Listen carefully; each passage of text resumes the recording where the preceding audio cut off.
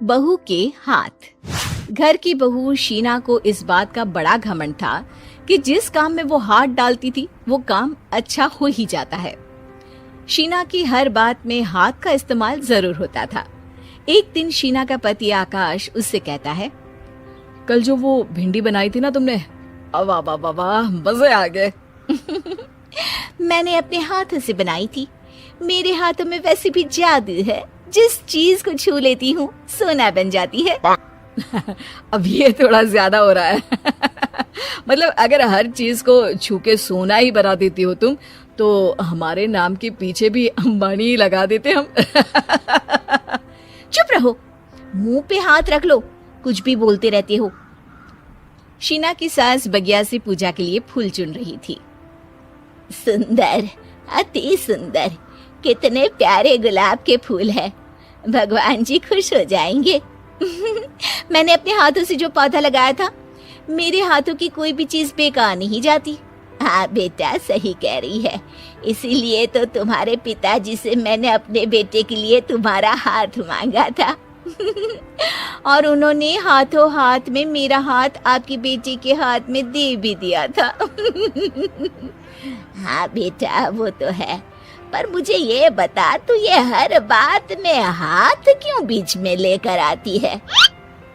माँ जी, पंडित जी ने हाथ मेरा देखकर नैनीताल में कहा था कि मेरे हाथ जगन्नाथ हैं, मेरे हाथों से कभी कोई काम नहीं बिगड़ेगा। तो मेरे हाथों की तारीफ तो मुझे करनी पड़ेगी ना। हाँ हाँ, ठीक ही कह रही हो वैसे। तो मिलाओ हाथ इसी बात पर।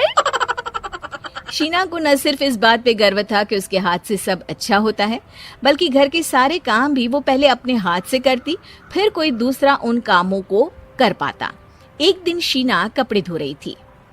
अरे घर में वॉशिंग मशीन है तो सही, खुद क्यों थक रही हो? कपड़े पहले मेरे हाथ से धुलेंगे, फिर वॉशिंग मशीन से। पहले हाथ की सफाई, फिर मशीन की धुलाई। अगर आज डाकू गब्बर सिंह होता ना, तो वो ये हाथ मुझे दे दे ठाकुर, तुमसे जरूर कहता, और मैं तो दिलवा भी देता तुम्हारे हाथ। हर एक काम में हाथ बटाओ, ज्यादा जुबान न चलाओ, वरना दूंगी एक उल्टे हाथ से। क्या दोगी? कपड़े दूंगी, लो निचोड़ो। ऐसे ही एक दिन, अरे बहू, ये सोफे पर चढ़कर हाथ से पंखा क्यों घुमा रही हो? माँ जी, क्योंकि मेरे हाथ से घूमेगा तो ज्यादा अच्छे से हवा देगा। अरे बेटा, फिर तो तुम गाड़ी का पहिया भी हाथ से घुमा के मायके जाया करो। एक बार आकाश ने घर पर कार लाने की बात छेड़ी। माँ, सोच रहा हूँ कि एक कार लेकर आता हूँ। ले ले बेटा, क्यों नहीं? अरे पैसे हो तो हवाई जहाज भी ले लेना। हाँ, पैसा तो हाथ का मेल है, ले लेते हैं। इस हाथ पैसे देंगी, उस हाथ कार ले लेंगी। मुझे तो लगता है कि बहू कार भी अपने हाथों से धक्का लगाकर घर लाएगी। वो तो नहीं करूंगी, लेकिन सबसे पहले स्टीयरिंग पर हाथ मैं ही लगाऊंगी, ताकि गाड़ी का आना शुभ हो। अरे घर ले आने तो दो, फिर हाथ लगा लेना। लेकिन शीना नहीं मानती। अगले दिन ही सब कार लेने जाते हैं। शीना सेल्समैन से कहती है, भैया ये कार बहुत पसंद है, पैक कर दो। अरे ओ भाग्यवान, 2 मीटर कपड़ा नहीं है जो पैक करवा ले, जरा चला कर तो देखने दो। यस सर, बिल्कुल, टेस्ट ड्राइव कीजिए ना। अरे नहीं नहीं, सबसे पहले मैं हाथ लगाऊंगी गाड़ी को, मेरे हाथ अच्छे हैं। अरे यार, हाथ तो मैं भी धोता ही हूँ, और आजकल तो सैनिटाइजर से भी धोता हूँ। मेरे काम में हाथ ना अड़ाओ।